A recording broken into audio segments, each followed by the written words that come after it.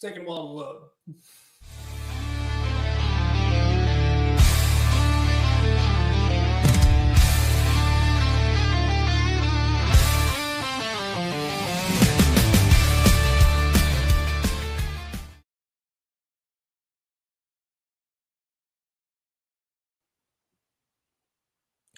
We got Nick and Rob here trying something new for the first time. Rob, we are going to post a live podcast, see how that gets some viewership, maybe get some eyes, and we're going to give it a go. Mistakes and all, we will have it on camera. Let's do it for sure. I'm not looking up right now because I'm going to make sure that our massive following on Instagram knows that we are also live. Yeah, let's do this. We got a lot to talk about. We had probably our most exciting week of the year yet. So we got a lot to talk about. Let's get into it. Yeah, it's going to be really fun breaking down week 5. But the first thing that's come up, Rob, like I was saying earlier, or like we were talking behind the scenes, any news that hit your radar during? A certain less famous Nacua brother is the one that is in the news and not for the right reasons. Yeah, he is not looking too good right now. He had to serve a 1 game. He's going to be serving a 1 game suspension brought down by the UFL. And in case you guys actually missed the incident, we actually have the video right here, and we're going to get a quick reaction right after.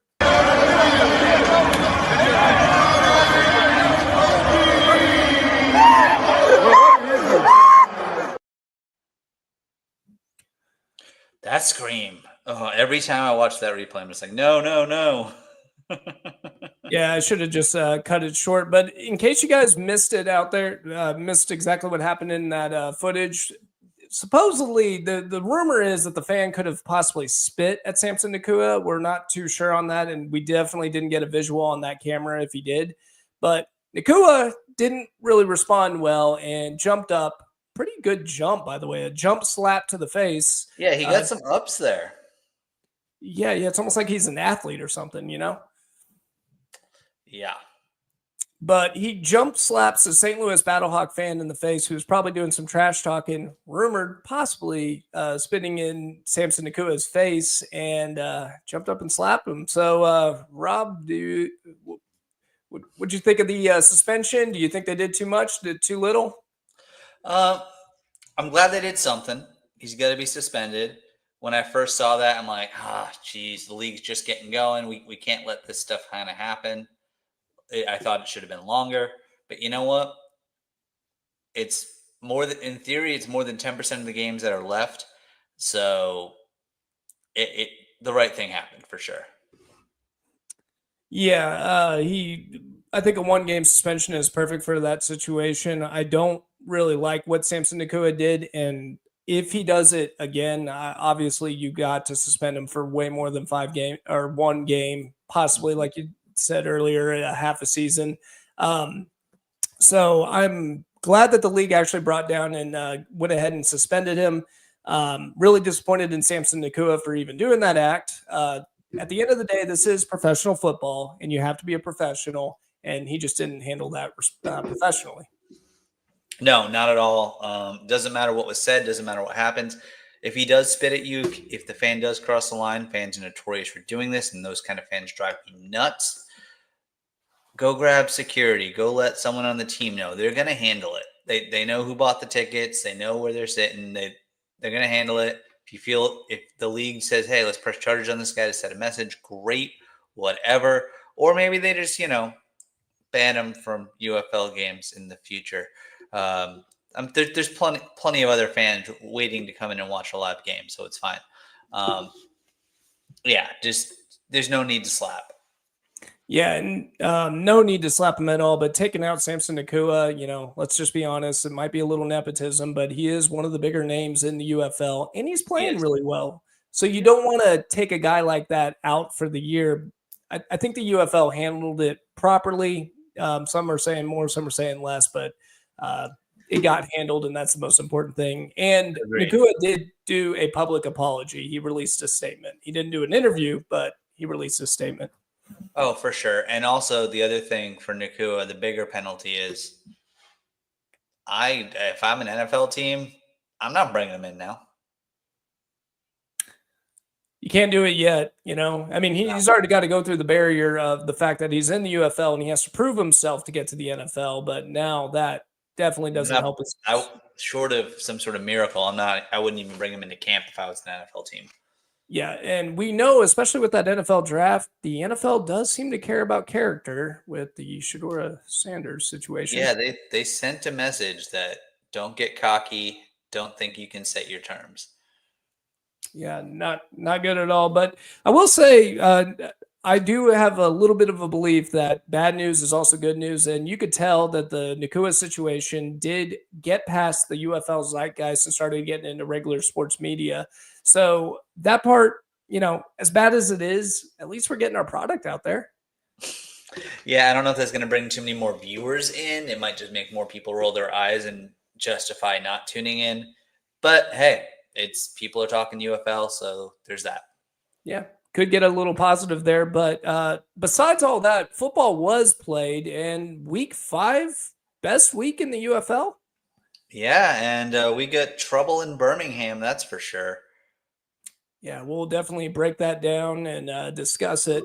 Um, Looking at the results here, we have the first game. Yeah, like you said, trouble in Birmingham. The Showboats were playing against the Stallions over in Birmingham.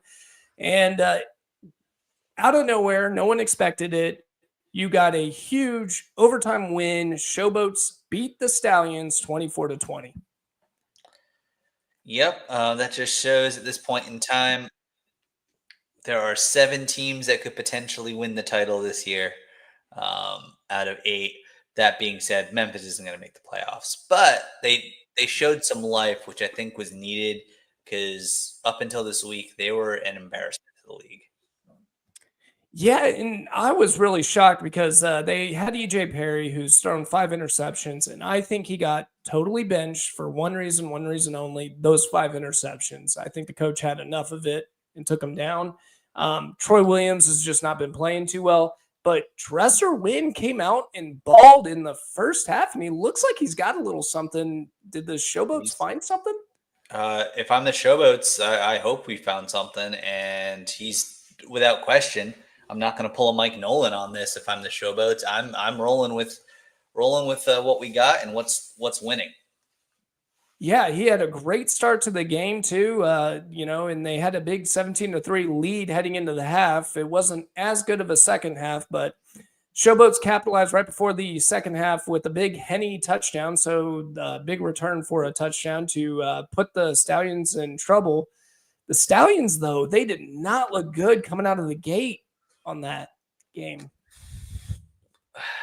Yeah, and I think part of it is they're the Stallions. They figured they were going to win this one, even though they have not had the easiest season. They were still 3-1 coming into this game. But they're also, I think they are being affected by the fact that as good as they are, they're the defending champs. They're not drawn at home. And I think that makes it harder to get up for a game, especially a game where you think you're just going to roll and then you don't. And then it's a struggle. And their defense, for the most part, has been really good all year long, except for against the DC Defenders and now the Showboats. But I think their defense isn't going to be a struggle going in further into this team or into this league. But one thing's for sure, they are struggling a little bit on offense and starting off with just 3 points in the first half. You have a good quarterback, Case Cook is. You have supposedly a great offensive line.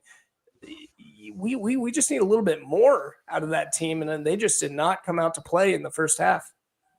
They didn't. Cookus did ultimately play decently. I think it seems like it's going to be his team going forward, which is probably the right call. But all of a sudden, the Stallions should still be making the playoffs. But in theory,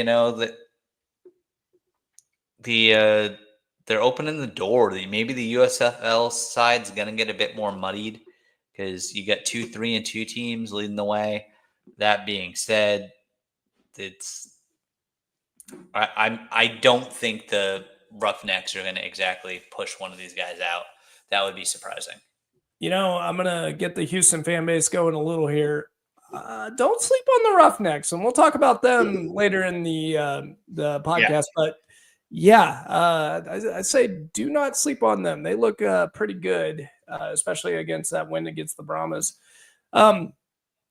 The next game that we got is the Michigan Panthers, who beat the St. Louis Battlehawks, and I assume you're other way. The what? The Battlehawks beat the Panthers. Yeah, I'm so sorry. Yeah, the Battlehawks who beat the Panthers 32-27, and I think we're all Michigan fans. We're all right there with you. We have no clue what Mike Nolan's doing. Is he jealous of Wade Phillips and the others? Is he trying to get fired? He's actively sabotaging his team at this point.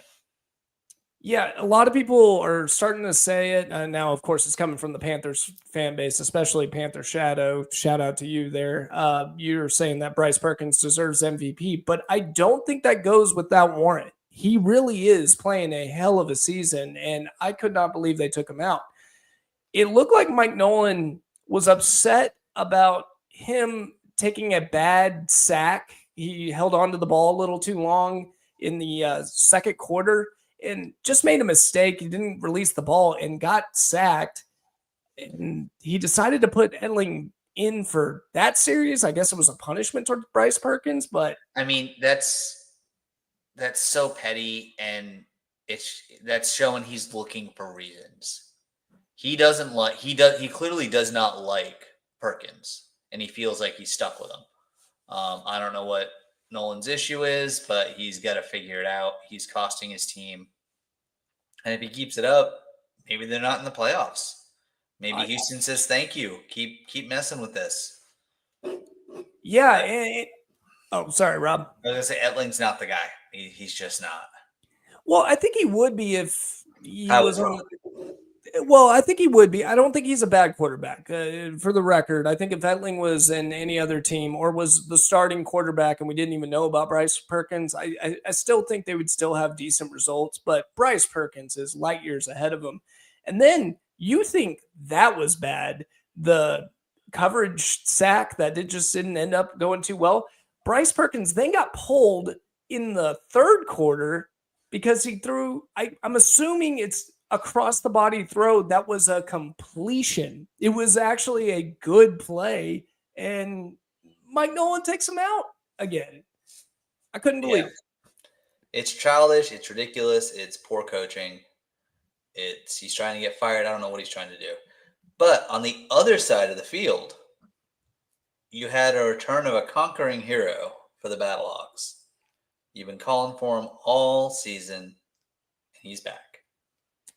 Hakeem Butler balled out again, and I'm finally glad because this is your first season looking at the UFL much more than at a glance. And Hakeem Butler, that's what I love about that guy. That guy is amazing. He's fast. He could jump up and go get it. He's a hell of a route runner, and so I am so glad for this league that he's back. And Dugan, let me help you out here, Max. It's pretty easy. Throw it up and let Hakeem cook. If you're in doubt, just do that, and Hakeem is going to bail you out of some big plays because he is awesome.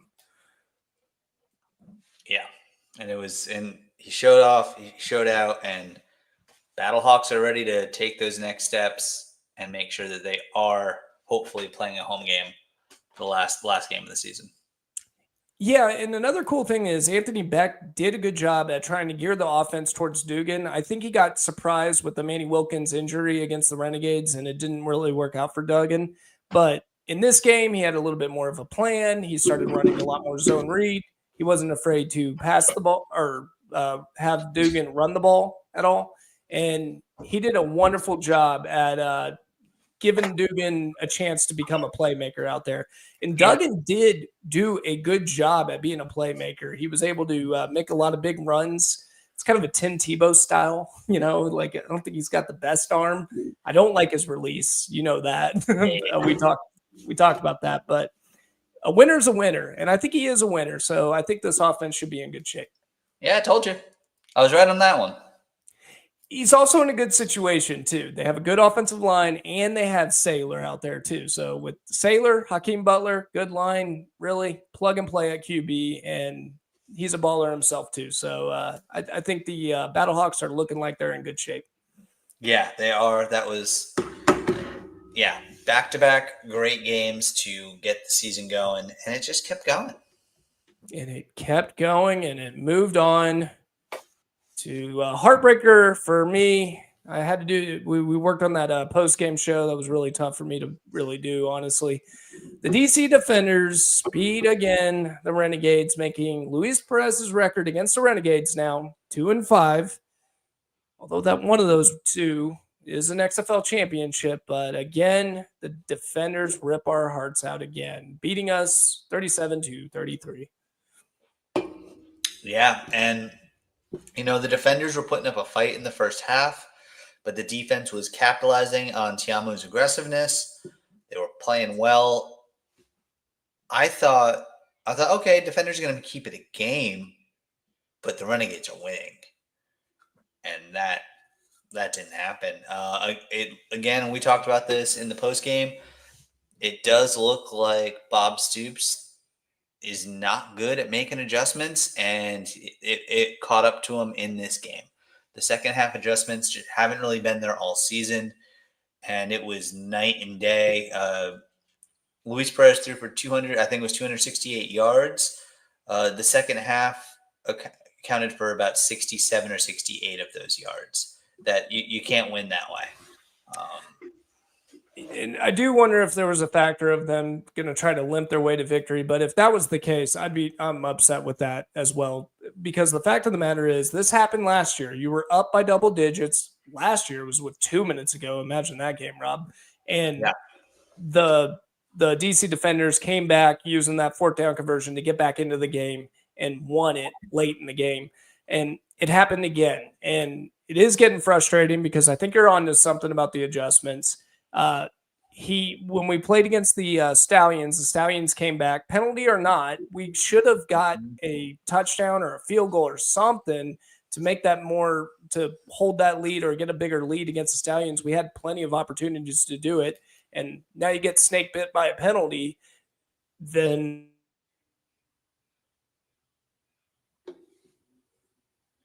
Okay, I think we may have lost Nick there. Oh, he's coming back. There he is. He's back.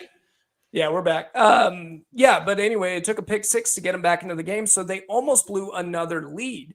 So the Renegades have got to get something figured out for sure, but I got to give my credit to Teamu and the DC Defenders. They did put on a hell of a show and a big win. Yeah, they did, and I will say, for as far as Luis Perez goes, like that touchdown to open the game, wow. And then the fact that throughout the game he was clearly, I don't know if the coaches told him or he finally was comfortable enough, he was finally, instead of just dinking and dunking, he was taking shots down the field, and I hope that continues. Yeah, and I think a lot of it had to do with the fact that the DC Defenders were blitzing like they normally do. Blake Williams, the apple does not fall too far from the tree from Greg, and he's got that same style going into it. But Luis Perez was capitalizing on it, had a great start, over 200 yards in the first half, like you said earlier, which was amazing. Throwing the ball deep down the field. He was just cooking them like he typically has. But this happened in the second half. I feel like Blake Williams kind of figured out, look, if I just play a little nickel and let my four take care of this, Luis Perez is actually going to be in some trouble because he's going to have to make magic happen. And Luis Perez bit right into it, and he didn't really improve too much in that second half. Yeah, and at halftime, during the game, they showed the speech from Shannon Harris, and he said, "Hey, look, we just got to keep doing our thing. There's gonna be turnovers out there from Perez," and yeah, there was at the worst possible time. The defense was ready. They were there. They were patient. And the DC Defenders, I think, lucked out with the coaching situation because I like Shannon Harris a lot more. And it's a perfect situation. You got your X's and O's guys. That's Fred Keiss and Blake Williams. And Shannon Harris does a great job. I'm sure he's really smart with football, too. I'm not denying that. But he has a way of motivating that team, and they just stayed into it. They fight for them. It's a great combo over there in DC. Never mind the talent. It's no wonder why they're looking like the best team in the league right now. Yeah, for sure. Unfortunately, Rob, we say we're going to talk about all the games, so we're going to have to talk about this one. Although I do follow a lot of Roughnecks stuff, fans out there. The Roughnecks ended up stomping the Brahmas 27-3. Rob, I picked the wrong team. The party is over for sure. I don't know. I mean, they're not making the playoffs. That much is for sure. They can try to be a spoiler going through. This is a good chance for Peyton Party to really try to lean in and try to learn how to be a head coach to see if he can keep that job. I think if they get to 4 wins, I don't know if they can, but if they do, I think he keeps the job. If not, I think the league's going to try to put someone else in San Antonio, because San Antonio is where there's supposed to be a lot of people showing up for games. And if they're doing this, that's not going to happen. No. And you think it looks bad, in some of these stadiums, like in Birmingham when it's empty. When the Alamodome is empty, that's real bad. It's a huge stadium. And Kellen Mond in that offense with the party had such a big week last week against the Showboats. And to lay an egg, it was really disappointing. I will say, that being said, the Roughnecks defense is legitimate, very good, and they've been good all year. It has not been the defense that's been a problem, which makes sense. CJ Johnson, a defensive style coach, he does a good job at making sure that they're ready to go when it comes to that. But what is starting to excite me about the Roughnecks is this Jalen McClendon, who I didn't know too much about. Ace actually mentioned he actually had a little bit of history on him, that he was a good quarterback. And when Ace said that, I was like, okay, I'll keep an eye on this guy. He looked pretty good out there. And another, just like the Showboat situation, ironically, the 2 worst teams right now in the league. They found their spark. They found something. they found Jalen McClendon, who's looking good. You already have Marquez Sims. Merritt's back. This offense should start humming along. Their line still a bit of a struggle, and that's where I would, hold back on thinking they can come back and win this thing. But if that defense holds up and that offense starts playing average to above average, the Roughnecks are a legitimate team heading into this second half of the season. Oh, yeah, they are. And if they can just keep being competitive, the 2 teams in front of them aren't that far ahead. And I think they could be even closer after this next weekend. And the good news is, with Mike Nolan at the helm over the Michigan Panthers, if he keeps on doing this Etling, Bryce Perkins thing, the Roughnecks might be able to catch him. Yeah, for sure. And that'd make it a lot of fun, but I don't think it's going to happen. I hope it. If it does, that means Michigan's going to riot. Oh, yeah, for sure. But I think they're at a point where they're starting to control Mike a little, and they're saying, look, it ain't happening, buddy. You got to put Perkins in. And if he doesn't hear the audience now, then I don't think he ever will. Yeah, out there. No. Yeah, definitely not. Definitely not. For sure. So that is the week 5 results. And we do have our pick'ems. It looks ugly right now, guys. Please do not judge me right now. I'm working on it. I'm usually a little better at Excel, but this is what I've got so far. We've got the wins and losses. Not only does my spreadsheet look ugly, so does our picks, Rob. That was... Yeah, granted, it is also going against the spread. That factors in. It didn't really factor in that much this week. Like the Showboats won straight up. The Renegades, that could have factored in, but it didn't. And then, the Brahmas proved that they were the Brahmas. Yeah, they sure did. Rob, you still hear me, right? I can hear you. I just can't see you. Yeah, I'm experiencing some technical difficulties, but Final. um, uh, yeah, there I am. I'm back up. I'm alive. I got my other camera on right now. Uh, but yeah, it was a really surprising week. A lot of weird things ended up happening. Um, Good pick though on the Battlehawks though, because that was a flip 'em game, and for us to for you to pick up that game, that was nice. For the total year, I'm 10-10, so I'm not above 500. I definitely am would be losing money. And then you're 9-11, one game back, Rob. You're expecting to catch me this week? I sure hope so. We'll see how these picks go and see. I mean, typically, we've been agreeing for the most part, except for one game. So hopefully, we'll see how we talk about it this week. But hopefully, I can catch you and pass you. But we still got plenty of time to go. We got plenty of time to go. Yeah, plenty of time. We're only halfway through, and honestly, just one game back is pretty good, especially since you didn't really watch too much of the UFL before. So for you No, to, I'm supposed to be the expert, and I'm at 500, Rob. So yeah. Gambling's hard, folks. Gambling is hard. Yes, it is. But we continue to do it anyway, because what we're going to do now is pick in the week 6 games. And we've got starting off in the Friday night game. And I don't like being in the Friday night game, although two really good teams. We got the Arlington Renegades against the St. Louis Battlehawks. The Battlehawks are favored by 2.5.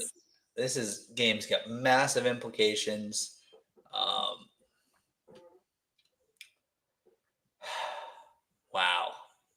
Wow. Who should I pick? Well, I'm also trying to catch you, so that might help. I'll go Battlehawks take this. Because I know you're Good. going Renegades.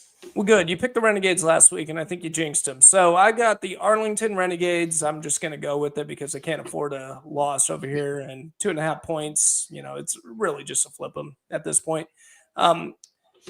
Again, another one. Luis Perez typically does throw the ball well against the St. Louis Battlehawks. But it does. I'm a little nervous heading into this with Dugan starting to figure it out. Sailors has been good all year long. And now Hakeem Butler's back. I'm getting nervous. I'm actually getting a little nervous about this game. But the Arlington defense had such a bad game last week. I hope they have a great response, and usually they do. And I expect the Arlington Renegades to be able to pull it off. Yeah, they should. I don't know. That game's going to be a lot of fun. I hope a lot of people decide to tune in on a Friday night. I think that this one's going to come down to whoever's got the ball last wins. And I'm hoping it's the Battlehawks. Well, I hope you're wrong. The next game, I'll make the first pick since you made the first one and the last one, was the Memphis Showboats and the Houston Roughnecks. The Roughnecks are favored by 4.5. I got to tell you, I think I'm starting to like the Roughnecks, and I'm going to go ahead and say they're going to get that 4.5. I like the way their offense is starting to play. I like the fact that they found Jalen McGlendon out there. Their defense has been good all year. They got Marcus Sims. They got Merritt. This offense should start humming along over here. Memphis Showboats, though, did find something as well. They got Wynn, who is taking over that role, and he had a good start. Can he continue? I just don't think so, especially against that Roughneck defense. I think the Roughnecks beat them pretty badly. I don't think it's going to end up well for the Showboats. Yeah, I'm going to go ahead and say the Roughnecks cover that one. I think they'll win outright as well, but I think they have a solid touchdown plus victory, easily covering that 4.5. But I think it's going to be more competitive than the game the Roughnecks played last week. Yeah. I think it should be a little bit competitive. I think the Memphis Showboats are probably just excited. They're like, "Oh gosh, we won," and they can try to continue that momentum. Then we got the DC Defenders against the Michigan Panthers. The Michigan Panthers are favored by 2.5. Vegas is saying Bryce Perkins is starting. Rob, How are the Panthers favored in this game? It is home a field home advantage game. doesn't. Yeah, but home field advantage in Michigan is nothing. Ooh, They yeah, claim 10,000 fans. There's maybe 3,000 in there. It's a cavernous dome. And Mike Nolan is going to mess with his quarterbacks. Defenders definitely went out outright. I'm going to disagree with you. I think the Michigan Panthers are pretty upset with that loss against the Battlehawks. And Bryce Perkins, I picked him last week because I didn't think they would do it again. But the rumor mill is the Bryce Perkins is going to be the guy. At least Mike Nolan did say that he's going to start him, which that's sad that we have to beg. Yeah, we have to beg for an MVP candidate to get into the game. He's in the top 3. Yeah, well, but I think if he keeps it up at a great pace, he really does have a shot to win this MVP. I say the Panthers should be able to win this thing. Maybe I'm just mad at the DC Defenders. Maybe I need an L from the DC Defenders, but it's not without some merit, though. The Panthers' defense is legitimate. They do a great job against Teamu. As long as they can keep in the backfield, cause them a lot of problems, Teamu will make mistakes on you.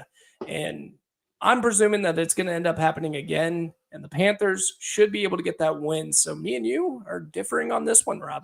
We are. I don't think we're differing on the next one. But then again, 9.5 is massive.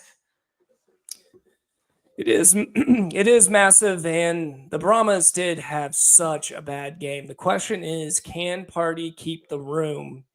And that's where it comes down. What it comes down to, because I think they've got the talent to be able to at least hang with the Birmingham Stallions, at least keep it within 9.5. I know this probably doesn't make too much sense, but sometimes I just believe in the bounce back game. It happens all the time in the NFL. It's even happened in the UFL. Showboats did a great job responding. I mean, we counted them down and out. I called them the whipping post of the UFL. So talk about, you can't get any lower than that. So I think the Brahmas are going to have a great response. I don't think they're going to win, obviously, but I do think they're going to keep it within the 9.5 points and put up a game against the Stallions. Like I said, we're gonna totally agree. The Brahmas are covering this. The Stallions' offense isn't good enough to blow anybody out. So if Party can figure it out and get everyone on the same page, and Kellen Mond can let loose, Brahmas are still losing, but it's going to be a closer game. For sure. It should be. I think it'll be closer, but and I will say, I know you just pulled that down, but the one interesting tidbit I saw from those stats, which you pulled those from DraftKings, right? Yes. I am surprised after all the scores last week. I am surprised that the Renegades and Battlehawks over-under is only 42.5. Taking the over, huh? I think I would there. That's the only one where that's the only matchup next week where I would comfortably take the over. Yeah. Two really good offenses. Now, I will say the Arlington defense is pretty good. It's pretty solid out there. They had bad. Yeah, it's been really good throughout the season. They lost the adjustment battle this last week. And maybe Vegas is counting on the second half stall of Luis Perez again. Luis Perez. Take another drink, everyone. Take another drink. Of course. All right, so now we're going to be breaking down the week's best, worst, and biggest surprise. Rob, who do you got for the best, worst, or surprise? Whichever one you want to start off with. Get them all. Let's go with, to me, the surprise is going to be just the Showboats all the way around. Good job. Well done. You're out of the power rankings basement. There you go. And you have a quarterback. Yeah, who I think is my biggest surprise. I went with Dresser Wynn. I'm going to agree slightly with you, but Dresser Wynn in general, he looked really good out there, and you got to get a nod. I mean, he was a third-string quarterback, and now he's looking like the best option for the Showboats. So good for you, Dresser. You look really fun out there, and hopefully you keep it up. Yeah, I hope he does too. More competitive games are what we want to see.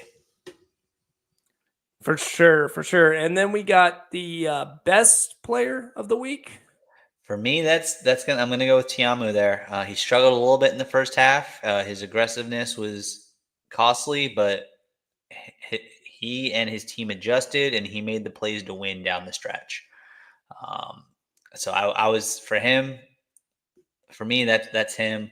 I'm assuming you're going to go to a different game for your week's best, and I'm guessing maybe excitement about a return, but maybe you're going somewhere else. So let's hear it. No, it's pretty easy. Hakeem Butler came back and got 2 big touchdowns from 2 different from Jackson, who wasn't even a quarterback. After Yeah, that, that play was probably a little bit more exciting than the game opening touchdown from the Renegades. It was awesome. And I will say this about Jackson: I question, does he have a stronger arm than Duggan? I'm curious because he did launch it pretty far. He might. But Duggan's probably more of a stable quarterback. And then Duggan threw one to Hakeem Butler. Welcome back, Hakeem Butler. I'm glad you're back. I've been week in, week out going, where is he? Where is he? I want him back. And finally he's back. And you get a good witness the awesomeness that is Hakeem Butler, my favorite wide receiver. And I think the best wide receiver in the UFL. So I'll say this. We've been talking mostly about quarterbacks in the MVP race. I know he missed the first 40% of the season, but if he can get touchdown plus a week here on out and affect the games, and you see the Battlehawks go on a run, he'll show you why he should be the MVP, and he would have my vote if the league would give me a vote. Yeah, he did a really good job last year too. He almost got the MVP there as well. So he has a stud. I like him, and quite frankly, I don't know how the NFL has not picked him up personally, because he just seems like a freak out there compared to the other UFL athletes. So, I don't know. He might be able to stay in Arlington. The Cowboys flat out refused to pick a wide receiver in the draft. So I think we're picking up Amari. I think that's what's going on there. Yeah, let's go back to that. Well, no. Hey, Amari's good. Amari's good. You stand down, sir. He's better than Mingo and Tolbert. But. Yeah, absolutely. Absolutely. But I'd also take Hakeem Butler. Okay.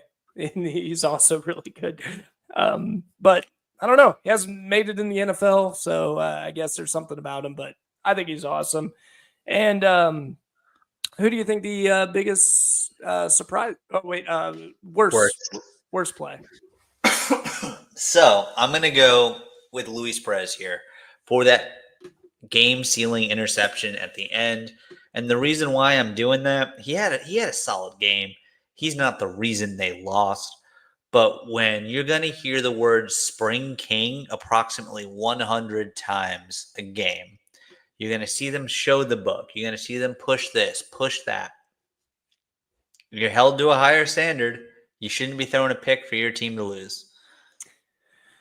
Well, Rob, he's only second in yards and, second in touchdowns. So I think that is atrocious. I think he even had a really good game against DC defenders. It wasn't bad, but he had a real terrible moment to finish up. And I don't want to waste my time talking about the Brahmas. So we'll just ignore that happen. We'll just say Luis. I don't think Luis Perez. I was disappointed in the play as well. I'm not going to lie with that. There was some, especially towards the end. But, when you ball out for 268 yards and still get that big touchdown, it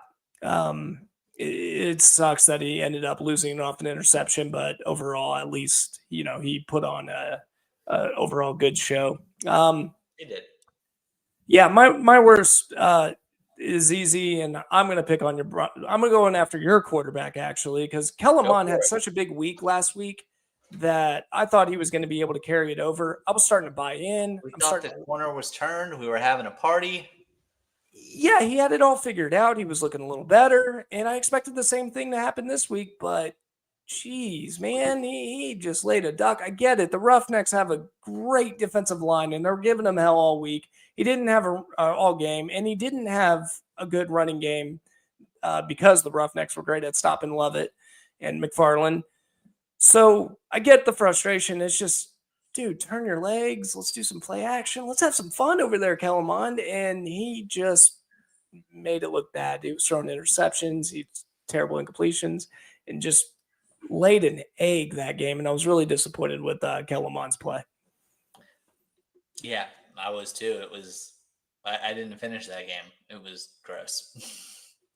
It was tough to finish. Yeah, I shut it down probably midway through the fourth, especially with all the excitement for that to go as it did. I was like, oh, well, we're not ending on a crescendo here. Like if they could have known exactly what was going to happen, they would have stuck those guys on Friday night. Get them out of the way and then leave the Showboats and Stallions game on our first overtime. So, random note. This is a little random, guys, but something that I just noticed, especially when it comes to points. Did you notice how many points they got every time they got an overtime score?